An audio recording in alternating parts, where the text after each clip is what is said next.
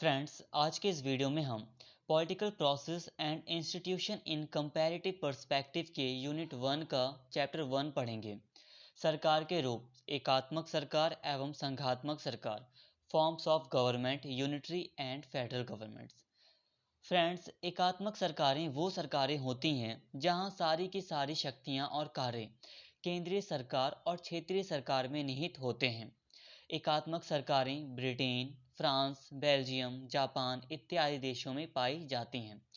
दूसरे शब्दों में कहा जाए तो एकात्मक सरकार में सारी की सारी शक्ति केंद्र सरकार के पास होती है और केंद्र सरकार अपनी सुविधा अनुसार क्षेत्रीय सरकार या राज्य सरकार का गठन करती है।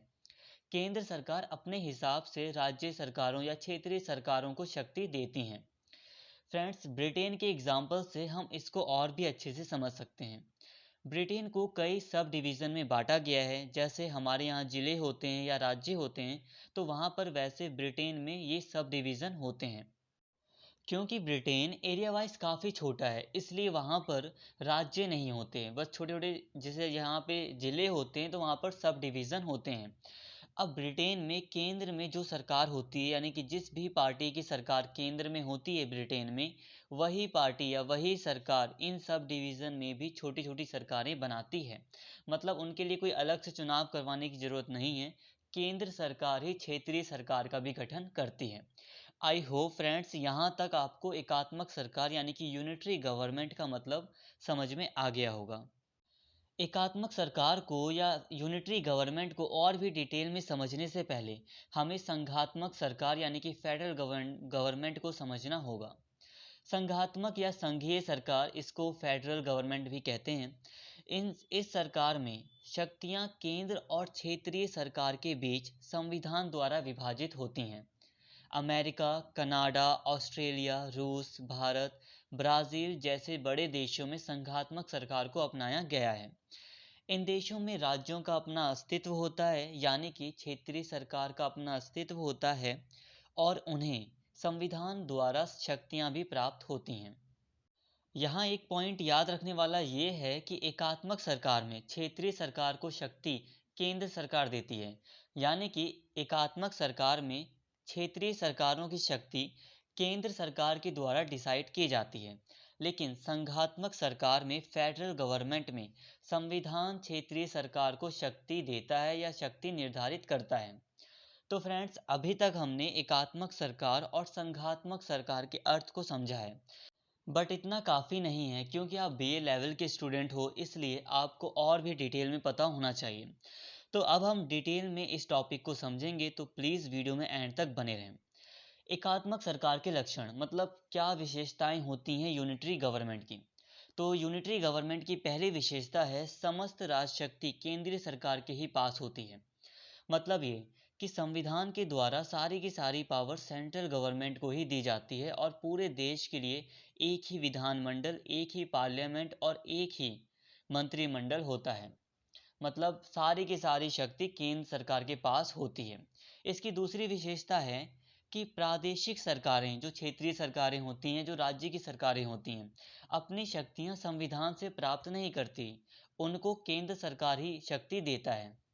केंद्र सरकार ही क्षेत्रीय सरकार की शक्ति निर्धारित करती है और केंद्र सरकार जब चाहे तब राज्यों की और प्रादेशिक इकाइयों की शक्ति को छीन सकती है।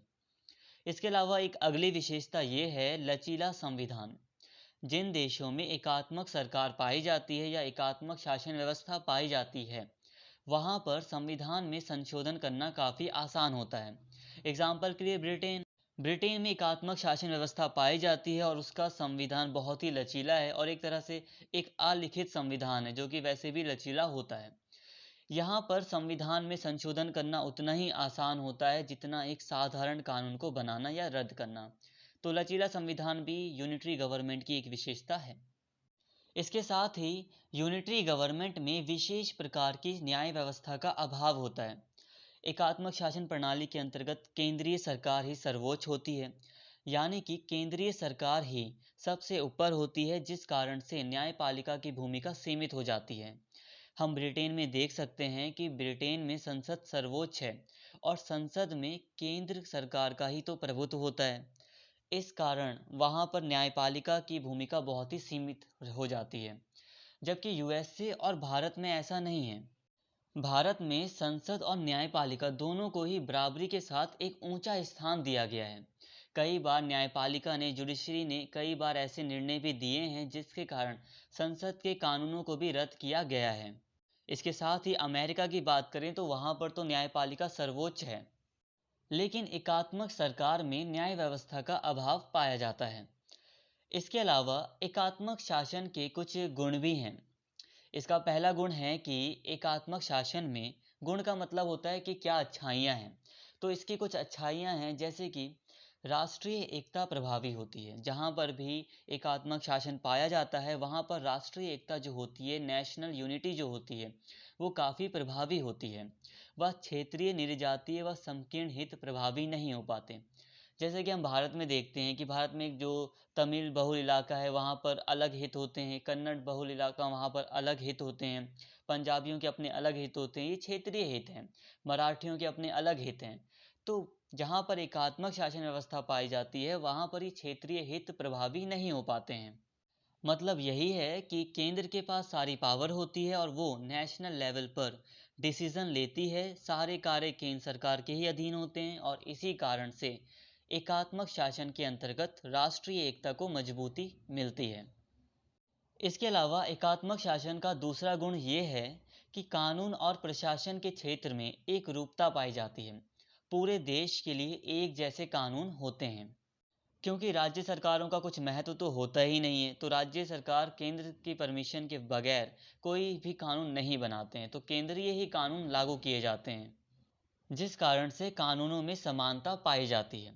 बट दूसरी ओर अगर हम संघीय देशों को देखें जहाँ पर संघात्मक सरकार पाई जाती है, जैसे कि अमेरिका और भारत, तो यहाँ पर ऐसा नहीं होता। अगर हम भारत का एग्जाम्पल लें तो भारत में जो पूर्वोत्तर के राज्य हैं जैसे कि नागालैंड वगैरह हैं या जम्मू कश्मीर वगैरह है, तो इन राज्यों के लिए कुछ अलग कानून भी हैं और अमेरिका में भी अलग अलग राज्यों के अपने अलग अलग कानून भी हैं। एकात्मक शासन व्यवस्था का अगला गुण ये है कि विविध क्षेत्रों में विषमता या असंतुलन नहीं पाया जाता है। सारी चीज़ें केंद्र सरकार के ही हाथ में होती हैं और केंद्र सरकार के ही निर्णय पूरे क्षेत्र पर लागू होते हैं, जिस कारण से सभी क्षेत्रों का बराबर विकास होता है और असंतुलन नहीं पाया जाता है।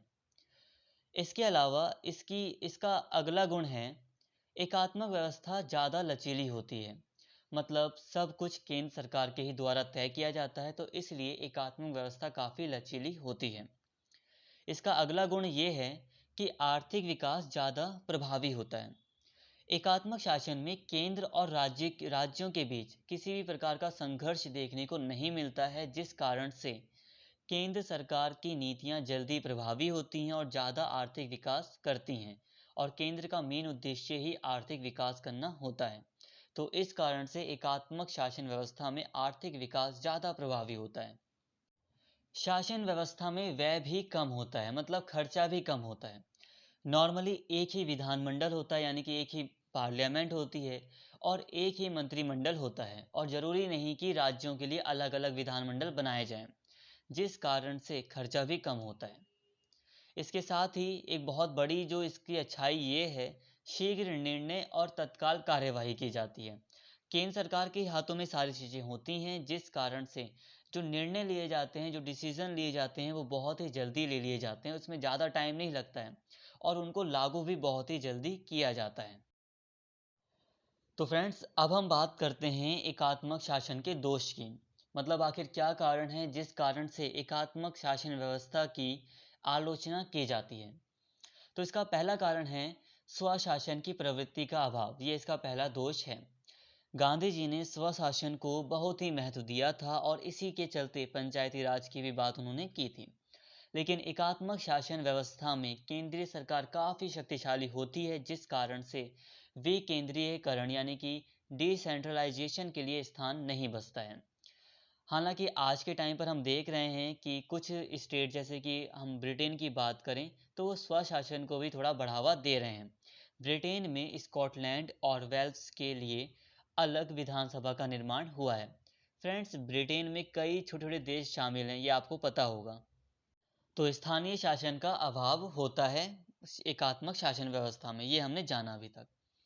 इसकी दूसरा जो दोष है वो है कि केंद्रीय विधानमंडल के इर्द गिर्द ही सभी कार्य किए जाते हैं।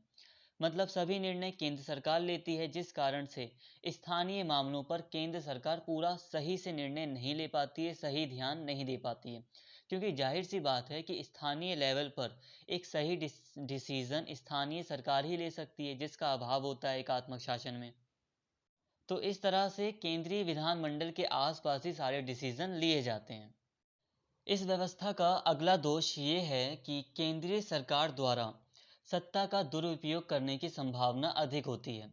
क्योंकि न्यायपालिका की भूमिका सीमित होती है, केंद्र सरकार ही बहुत ही ज़्यादा प्रभावशाली होती है और फलस्वरूप अपने मनमाने ढंग से वो शक्तियों का उपयोग करती है। तो कई बार ऐसा डर भी रहता है कि केंद्रीय सरकार सत्ता का दुरुपयोग कर सकती है।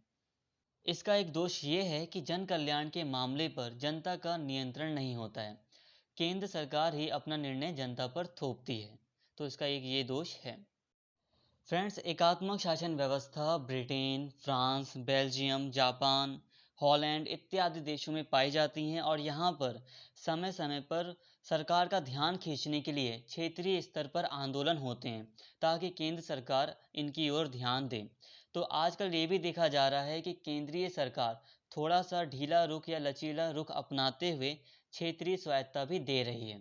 जैसे कि ब्रिटेन का एग्जाम्पल हमने देख ही लिया कि स्कॉटलैंड और वेल्स के लिए अलग विधानसभा का गठन किया गया है। तो अभी तक हमने एकात्मक सरकार को काफ़ी अच्छे से समझ लिया है, यूनिटरी गवर्नमेंट को काफ़ी बेटर तरीके से समझा है। फ्रेंड्स, अब हम आगे बढ़ते हैं और बात करते हैं संघात्मक सरकार की। दोस्तों, संघ के निर्माण के लिए कई ऐतिहासिक कारण जिम्मेदार रहे हैं। सबसे पहले संयुक्त राज्य अमेरिका में संघीय व्यवस्था का निर्माण किया गया था। उस समय संघीय व्यवस्था की स्थापना के पीछे उपनिवेशवादी व्यवस्था से स्वतंत्रता प्राप्त करना ही मेन उद्देश्य था अमेरिका का। इसके साथ ही बाहरी खतरा या बाहरी सुरक्षा स्थापित करने के लिए भी संघीय व्यवस्था की स्थापना की गई थी। इसके साथ ही भौगोलिक विशालता व सामाजिक बहुलता भी संघवाद के निर्माण का मूल कारण है। अब देश इतने बड़े होते हैं कि केंद्रीय सरकार पूरे देश को अगर चलाना चाहती है, बिना टूटे बिना बंटवारे के देश को चलाना चाहती है, तब भी संघ की आवश्यकता होती है, संघीय व्यवस्था की आवश्यकता पड़ती है। फ्रेंड्स, कभी आपने अमेरिका के नाम पर तो गौर किया ही होगा। संयुक्त राज्य America, USA, United states of America. मतलब राज्यों को जोड़ने से, यूनाइटेड करने से अमेरिका का निर्माण हुआ है। जब अमेरिका ब्रिटेन से आज़ाद हुआ तब वो कई राज्यों में बटा हुआ था। बाद में सभी राज्यों ने मिलकर USA, United states of America का निर्माण किया ताकि उनकी सामूहिक सुरक्षा कायम हो सके। फ्रेंड्स, फेडरलिज्म एक शब्द है जिसका अर्थ होता है हिंदी में संघात्मक या संघीय व्यवस्था। फेडरलिज्म शब्द लैटिन भाषा के शब्द फॉइडस से बना है, जिसका अर्थ होता है आपसी समझौता। तो राज्यों ने आपसी समझौता किया और एक संघ का निर्माण किया, इसी को संघात्मक व्यवस्था कहते हैं। बट हर जगह ऐसा नहीं है। जैसे कि कनाडा भी संघीय देश है, भारत भी संघीय देश है या संघात्मक सरकार भारत में भी पाई जाती है, बट थोड़ी सी विशेषताओं में थोड़ा सा अंतर है। संघीय व्यवस्था से संबंधित एक परिभाषा को अगर हम देख लें तो डैनियल एल्जोर के अनुसार संघीय शासन स्वशासन एवं सहभागी शासन है। America, Brazil, Bharat, Pakistan, Switzerland, Germany, Australia इत्यादि देशों में संघीय व्यवस्था पाई जाती है। फ्रेंड्स, कहने का मतलब यही है कि संघीय शासन व्यवस्था में फेडरल गवर्नमेंट में राज्यों का अपना अस्तित्व होता है और संविधान के द्वारा राज्यों को कई सारी शक्तियां प्राप्त होती हैं। केंद्र सरकार बहुत ही आसानी से राज्यों से उनकी शक्ति नहीं छीन सकती है और स्थानीय शासन व्यवस्था को यानी कि स्वशासन को भी बढ़ावा दिया जाता है। तो फ्रेंड्स, अब हम आगे बढ़ते हैं और बात करते हैं संघात्मक शासन के मौलिक लक्षणों की या विशेषताओं की, जिससे ये टॉपिक और भी ज़्यादा क्लियर हो जाएगा। संघात्मक शासन व्यवस्था यानी कि फेडरल गवर्नमेंट की पहली विशेषता है कि यहाँ पर इस शासन व्यवस्था में दो प्रकार की सरकारें होती हैं। एक सरकार केंद्र स्तर पर होती है यानी कि केंद्रीय सरकार, और दूसरी सरकार राज्य स्तर पर होती है यानी कि राज्य सरकार। हालांकि भारत में 3 प्रकार की सरकारें पाई जाती हैं, स्थानीय, राज्य और केंद्रीय सरकार। ये 3 प्रकार की सरकारें भारत में पाई जाती हैं। इसके साथ ही इसकी अगली विशेषता है कि शक्ति एवं कार्यों का विभाजन होता है। केंद्र सरकार और राज्य सरकारों के बीच शक्ति और कार्यों का स्पष्ट बंटवारा होता है संविधान के द्वारा। कोई अलिखित संविधान नहीं होता, यहाँ पर याद रखना। यहाँ पर लिखित संविधान के द्वारा शक्ति का स्पष्ट बंटवारा किया जाता है। जैसे कि हम भारत में देख सकते हैं कि भारत में कुछ मामले जैसे कि विदेश मामले, रक्षा मामले, संचार मामले केंद्रीय सरकार को दिए गए हैं, और दूसरे शिक्षा से संबंधित मामले, पुलिस व्यवस्था से संबंधित मामले या कृषि से संबंधित मामले जो हैं वो राज्य सरकार को दिए गए हैं। इसकी अब अगली विशेषता है लिखित एवं अनम्य संविधान। फ्रेंड्स, संघीय व्यवस्था में लिखित संविधान होता है। जितने भी संघीय देश हैं आप देख सकते हैं उन सभी का संविधान जो है वो लिखित है एवं अनम्य होता है, मतलब बहुत ही कठोर होता है। संघीय शासन प्रणाली लिखित संविधान के बिना तो चला ही नहीं जा सकती। अमेरिका एक बहुत ही पुराना संघीय व्यवस्था वाला देश है, संघीय शासन वाला देश है, जिसका संविधान विश्व में बहुत ही ज़्यादा अनम्य है, यानी बहुत ही ज़्यादा कठोर है।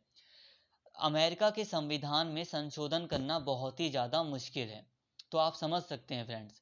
और भारत में भी अगर हम देखें तो कुछ अनुच्छेद ऐसे हैं जिसमें भारतीय संसद को अगर संशोधन करना है तो आधे राज्य विधानमंडलों की भी स्वीकृति की आवश्यकता पड़ती है। तो फ्रेंड्स, इसके साथ ही इसकी एक सबसे बड़ी विशेषता ये है कि संघीय व्यवस्था में सर्वोच्च न्यायालय की व्यवस्था होती है। जी हाँ, फेडरल गवर्नमेंट में सर्वोच्च न्यायालय की व्यवस्था होती है। सर्वोच्च न्यायालय यानी कि सुप्रीम कोर्ट या न्यायपालिका संघीय व्यवस्था को संतुलित करने का काम करती है, फेडरल गवर्नमेंट को संतुलित करने का काम करती है। कभी भी राज्यों या केंद्र में किसी विषय को लेकर अगर विवाद होता है तो सर्वोच्च न्यायालय ही उस विवाद को हल करता है। अमेरिकी संघीय व्यवस्था में सर्वोच्च न्यायालय को बहुत ही ऊंचा स्थान दिया गया है।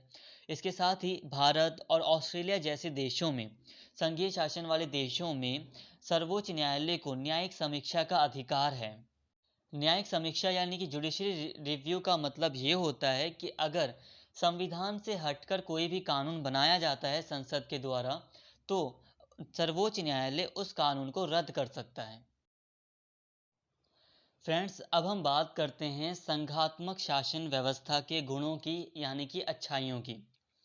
इसका पहला गुण है राष्ट्रीय एकता स्थानीय स्वायत्तता से ही पूर्ण होती है और संघात्मक व्यवस्था में राज्यों का अपना एक महत्व होता है।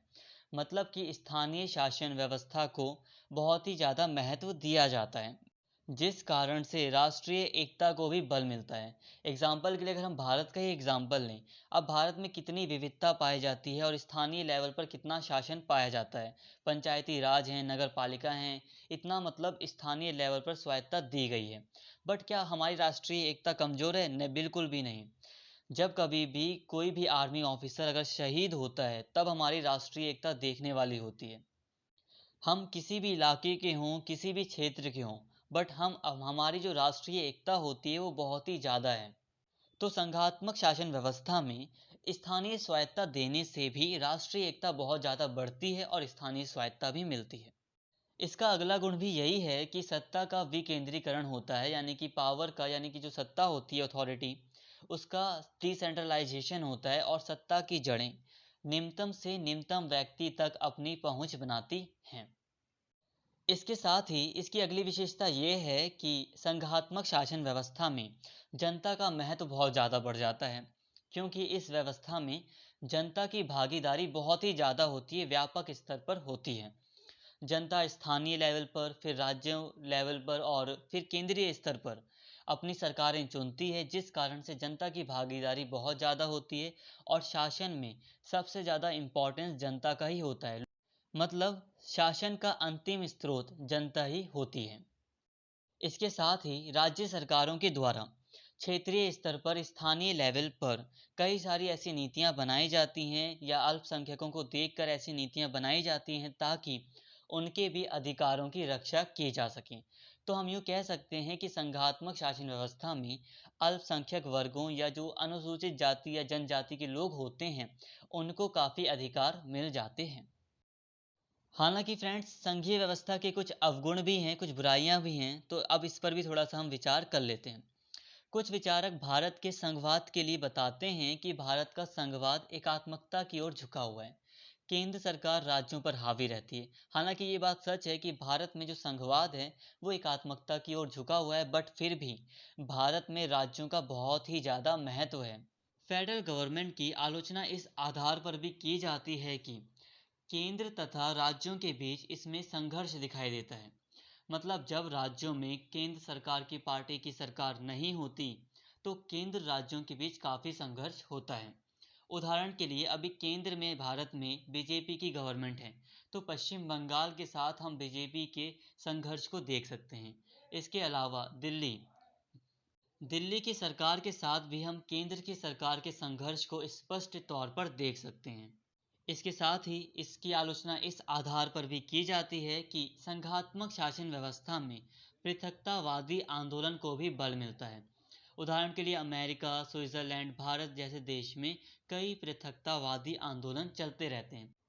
भारत में हम देख सकते हैं कि किस तरह जम्मू कश्मीर में कई पृथकतावादी आंदोलन चलते हैं। नागालैंड वगैरह में भी पृथकतावादी आंदोलन चलते रहते हैं। इसके अलावा कई ऐसे आंदोलन हमें देखने को मिल भी जाते हैं। तो इस आधार पर भी इसकी एक आलोचना की जाती है। संघीय व्यवस्थाओं की इन आलोचनाओं के बावजूद भी संघीय व्यवस्था आज के टाइम पर काफ़ी व्यवहारिक नज़र आती है। मतलब संघीय व्यवस्था आज के टाइम पर काफ़ी सही है। भारत जैसे एक विशाल देश या अमेरिका जैसे एक विशाल देश को अगर हमें समेट कर रखना है तो संघात्मक शासन व्यवस्था का होना अनिवार्य है। फ्रेंड्स, इतने बड़े देश को और इतनी विविधता वाले देश को अगर हमें बांध कर रखना है, एकजुट रखना है, तो संघीय व्यवस्था ही वो व्यवस्था है जिसमें सभी वर्गों के लोगों को तथा स्थानीय लोगों को उनके अधिकार मिलते हैं। आई होप फ्रेंड्स ये वीडियो आपको काफ़ी अच्छा लगा होगा। तो प्लीज़ फ्रेंड्स, अगर आपको वीडियो अच्छी लगी हो तो प्लीज़ चैनल को ज़रूर सब्सक्राइब कर लें और इस वीडियो को ज़्यादा से ज़्यादा शेयर करें और लाइक करें। Thank you.